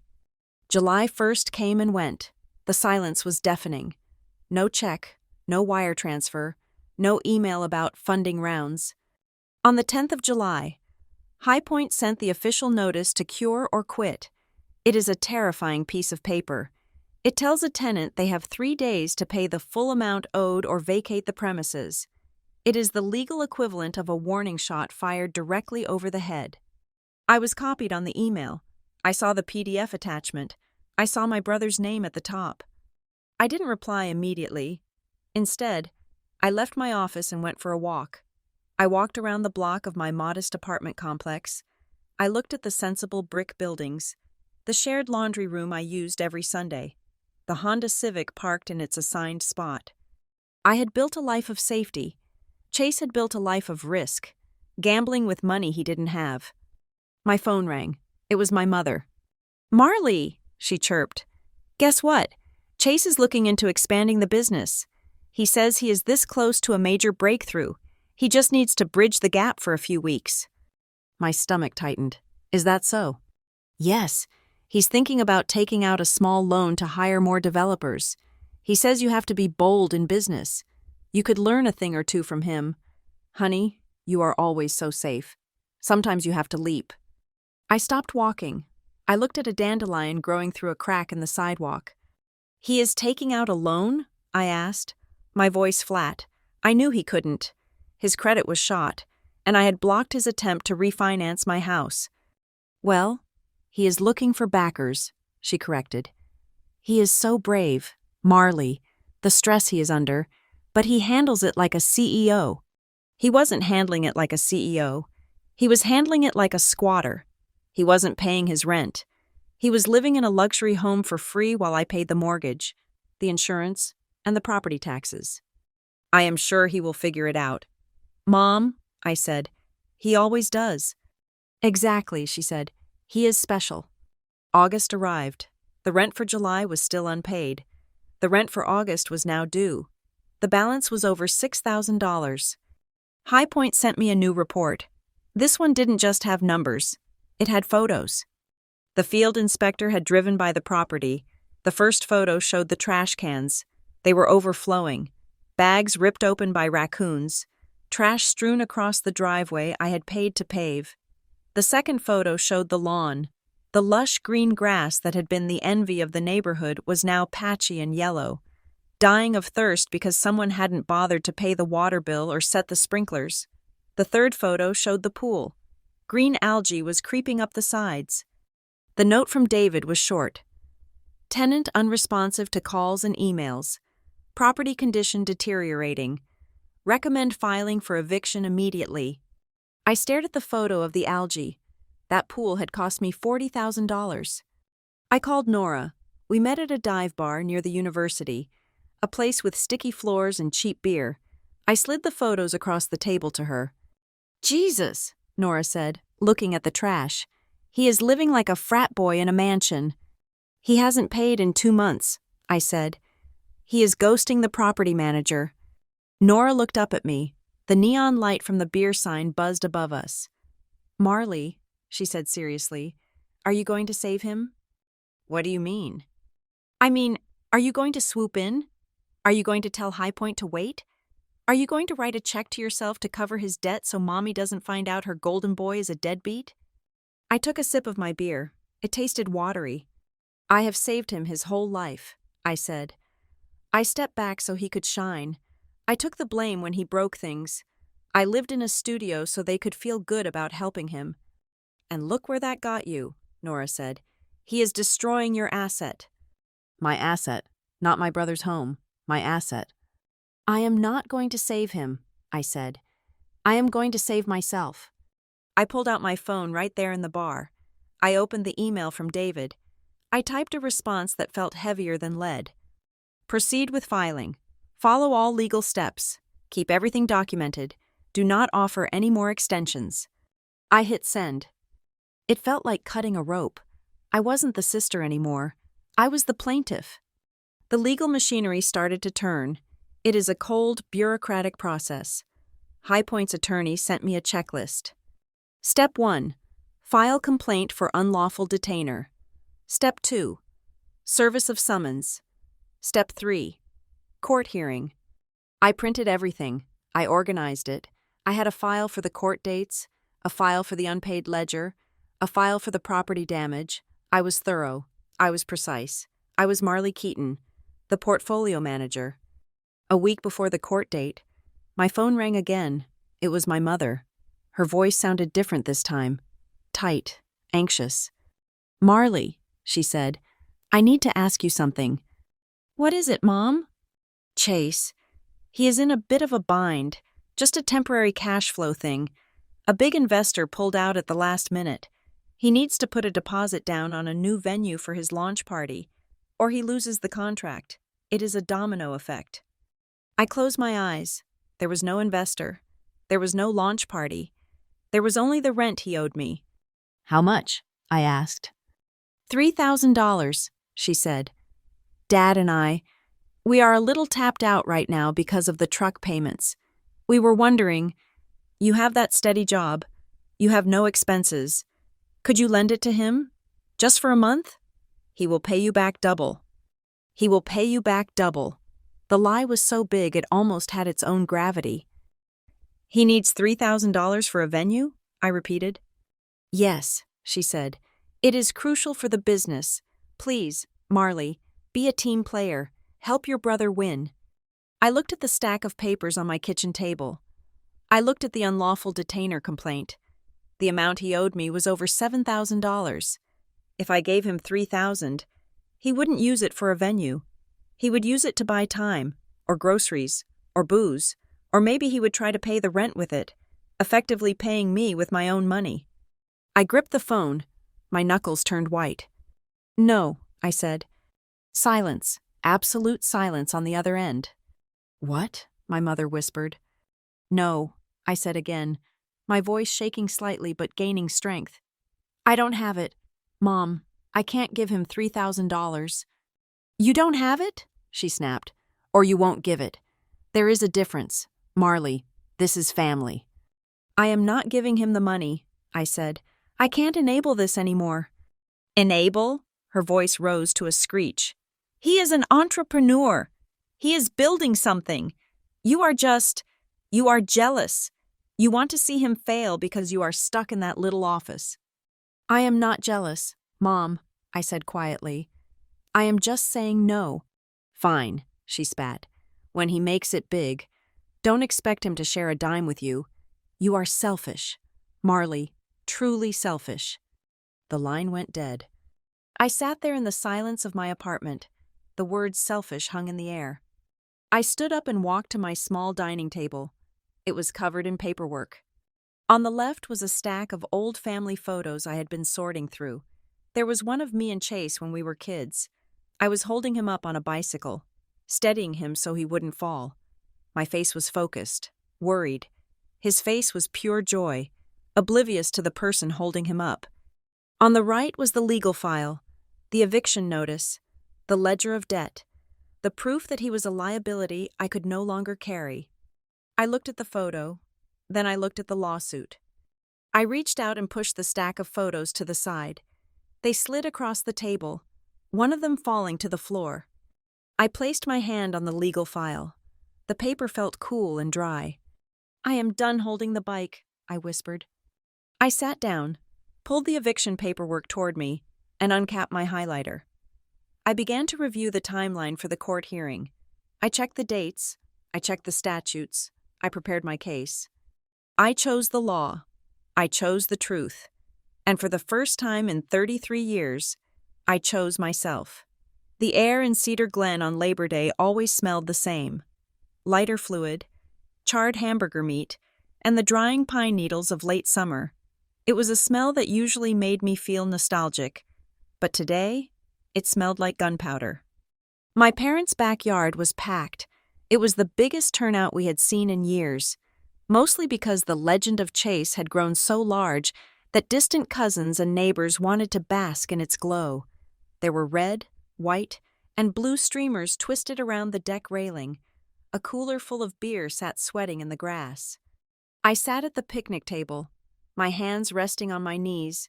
Under the table, pressed against my leg, was my leather tote bag. Inside that bag was a manila envelope that I had organized with the precision of a forensic accountant. My mother, Denise, was in her element. She was holding a plastic cup of white wine, moving from group to group like a politician securing votes. I watched her approach my Aunt Linda near the potato salad. "Oh, Linda, you have to hear about Chase's new move," my mother said, her voice pitched loud enough for the next 3 counties to hear. "He is in the middle of a massive refinance on the Summit Ridge estate. He is pulling out equity to inject capital into the startup. It is what the billionaires do, you know? Leverage." I took a sip of my iced tea. Leverage. She used the word like a magic spell. Chase was standing by the grill, flipping burgers. He looked terrible. His skin was gray. His eyes were sunken, and he had lost weight. He was wearing a shirt that said, CEO State of Mind, but he looked more like a man waiting for a firing squad. Beside him was Lena Ortiz, the new girlfriend.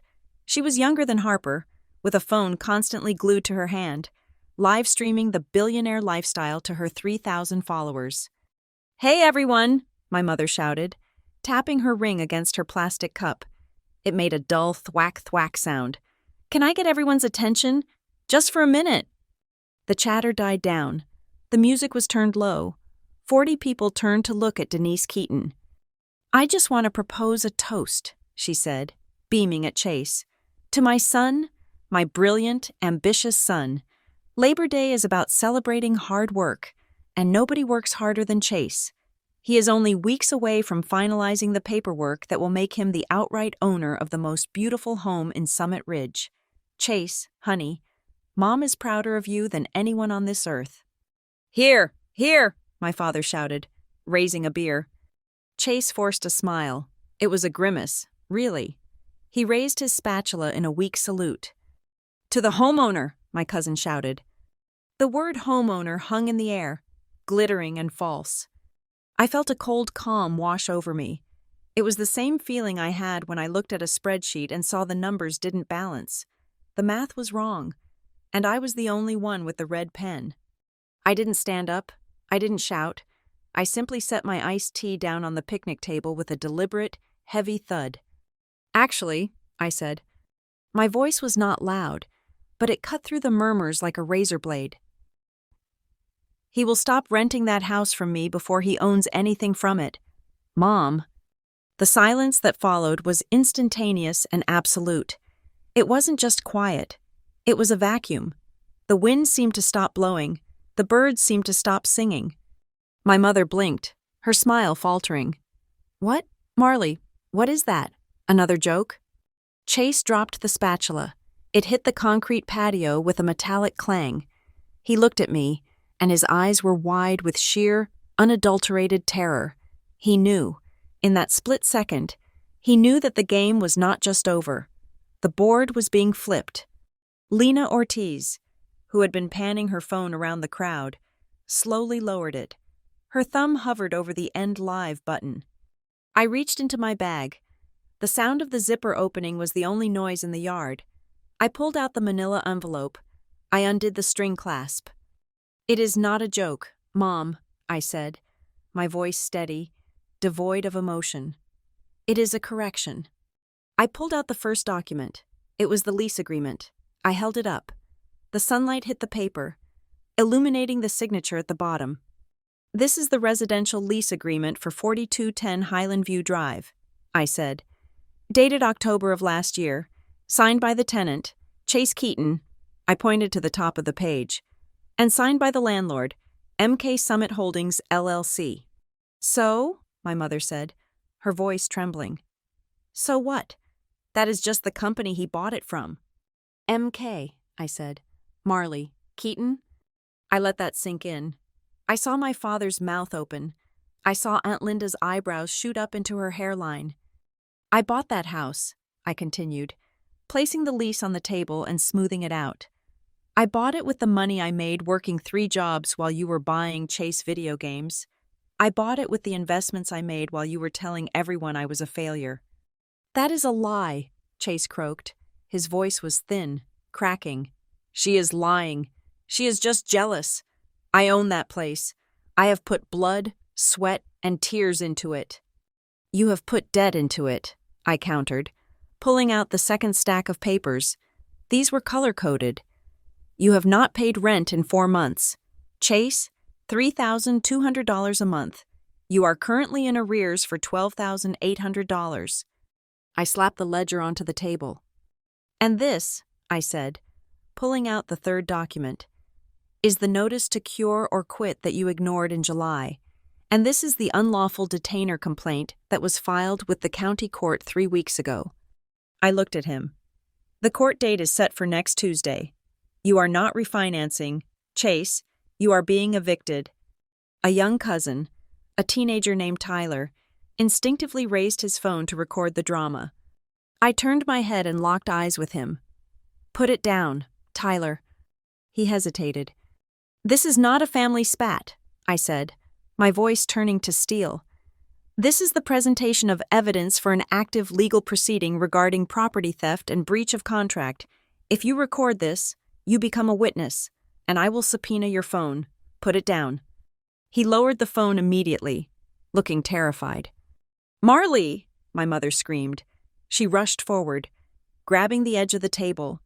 Her wine splashed onto the tablecloth. "How can you do this? How can you humiliate him like this? He is your brother. You are ruining him." "I am not ruining him," I said. "I am collecting." "It is my house," Chase shouted, stepping away from the grill.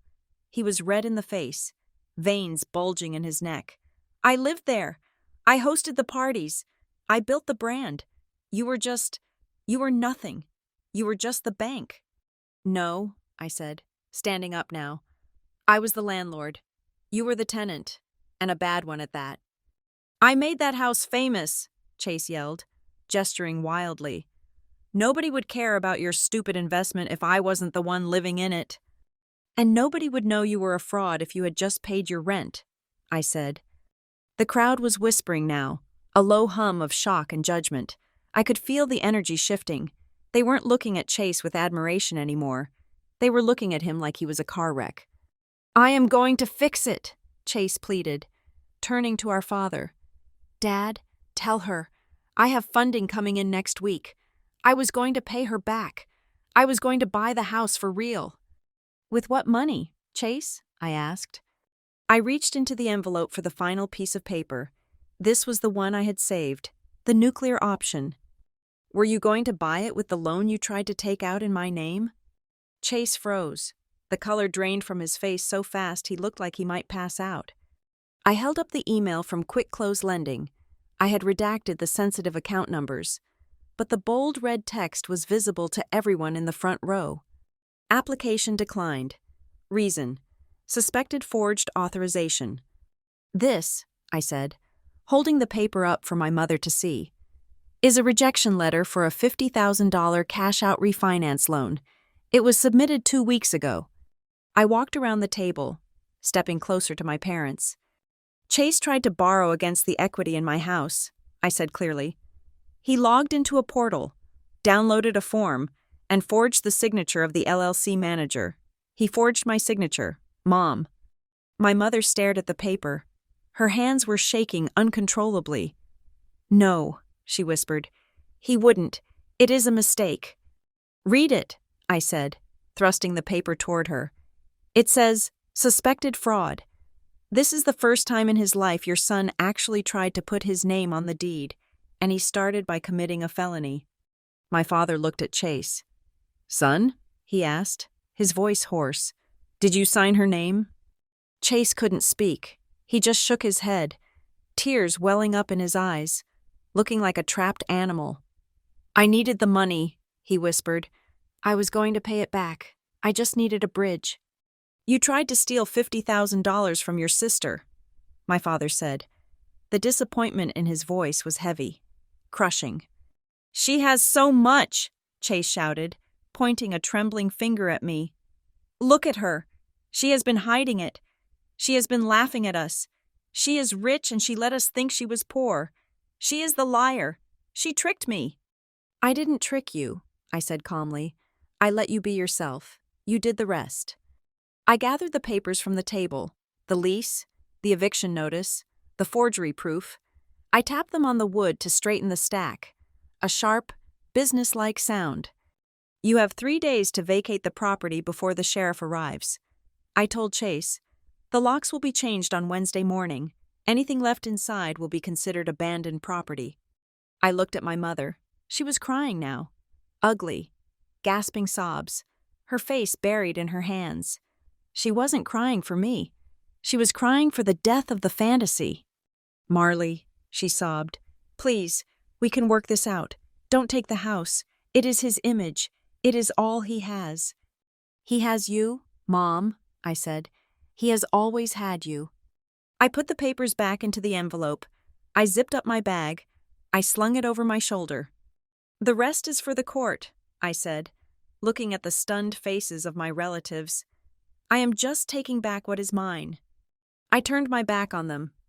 As I walked toward the side gate, I heard the first sob from Chase. It was a pathetic, childish sound. Behind me, the perfect family was imploding. The barbecue was over.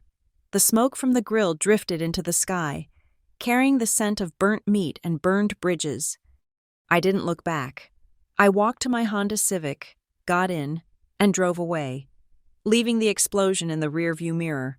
The wheels of justice turn slowly for most things, but when it comes to property law in Colorado, the wheels of eviction turn with terrifying efficiency. 2 weeks after the barbecue that dismantled my family, I sat in a conference room at Northline Ridge. I was not there in person. I was a pixelated face on a screen in the Denver County Court. I had logged in as the authorized representative of MK Summit Holdings, LLC. I was wearing my best blazer, my hair pulled back, my face composed into a mask of professional indifference. On the other side of the split screen was the courtroom, and there, standing behind the defendant's podium, was Chase. He looked small. The swagger was gone. The CEO's State of Mind t-shirt had been replaced by a suit that fit him poorly, likely borrowed from our father. He stood alone. There was no high-priced legal team, no entourage, and certainly no Lena Ortiz. She had vanished the moment the internet stopped applauding, taking her ring light and her followers with her. The judge was a woman with gray hair and glasses perched on the end of her nose. She looked tired. She had probably seen 20 cases like this before lunch. "Case number 492, she read, shuffling papers. "MK Summit Holdings versus Chase Keaton, unlawful detainer." She looked up. "Mr. Keaton, I have reviewed the complaint. The plaintiff alleges unpaid rent totaling $12,800 over a period of 4 months. I also see a copy of a notice to cure or quit that was served in July. Do you dispute these facts?" Chase gripped the sides of the podium. I saw his knuckles turn white. He looked at the camera, trying to find me, but I was just a black box to him. "Your Honor," he stammered, I had funding coming. It was a timing issue. My sister, the owner, she knows I'm good for it." "The owner is an LLC," the judge said, cutting him off, "and the lease is a contract. Mr. Keaton, do you have proof of payment? A canceled check? A wire confirmation?" "No," Chase whispered. "But the house. I made improvements." "Unauthorized improvements are not rent," the judge said. She flipped a page. Her eyes narrowed. "I also see a note here regarding a rejected refinance application and a potential issue regarding signature authority. The plaintiff has reserved the right to pursue that in a separate civil or criminal filing." Chase flinched. He knew exactly what that meant. It was the sword hanging over his head. "I am ruling in favor of the plaintiff," the judge said, banging her gavel. It was a dull, wooden sound. "Possession of the property is returned to MK Summit Holdings immediately. Mr. Keaton, you have 48 hours to vacate the premises. If you remain past that time, the sheriff will be authorized to remove you physically. Next case." It took less than 5 minutes. The feed cut. The screen went black. I sat in the silence of the conference room. I did not cheer. I did not pump my fist. I just exhaled. A long, slow breath that felt like I was letting go of a weight I had been carrying since I was 10 years old. Wednesday morning was gray and cold. The first hint of autumn was in the air. I did not go to the house. I could not bear to watch the physical end of it. Instead, I sent David from High Point Residential. He sent me updates in real time. At 8 in the morning, the locksmith arrived. At 8:15, a deputy from the sheriff's department arrived to keep the peace. David sent me a photo. It showed Chase standing in the driveway. He was surrounded by cardboard boxes. There was no moving truck, just his pickup truck, the one he could barely afford, loaded to the brim with clothes and electronics. He looked lost. He was holding a box marked kitchen in his arms, staring at the front door as the locksmith drilled into the handle. The sound must have been piercing, the sound of access being revoked. David sent another text. Tenant has vacated, walkthrough complete, significant wear and tear, but structural integrity is fine. We removed some personal items left in the yard. Then, a final photo. It was the trash bin at the curb. Sitting on top of a pile of garbage bags was the rustic wooden sign, Chase's Place, Est, 2024. It was broken in half. I stared at the image. That sign represented everything. The ego, the delusion, the desperate need to own something without earning it. Now, it was just landfill. My phone buzzed. It was a text message from my father. It was a group text, including my mother. I opened it. It was a wall of text. I hope you are happy. Marley, you have successfully made your brother homeless. You have humiliated this family in front of everyone we know.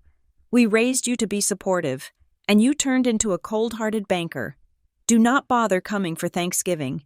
We need time to heal from what you did to us. I read the words. I read them twice. A year ago, this text would have destroyed me. I would have called them, crying, begging for forgiveness, offering to write a check just to make the pain stop. I would have set myself on fire to keep them warm. But today I just saw it for what it was. Manipulation. They were not mad that Chase was a fraud. They were mad that I had exposed him. They were grieving the loss of the lie. I did not reply. I did not block them. I simply tapped the archive button. The message disappeared from my main screen, filed away in a digital drawer where it could not hurt me. I called David. Change the locks, I said. Clean the place up. Fix the hole in the wall. Get the pool blue again. Do you want to list it for rent? David asked. Or sell? Get it ready, I said.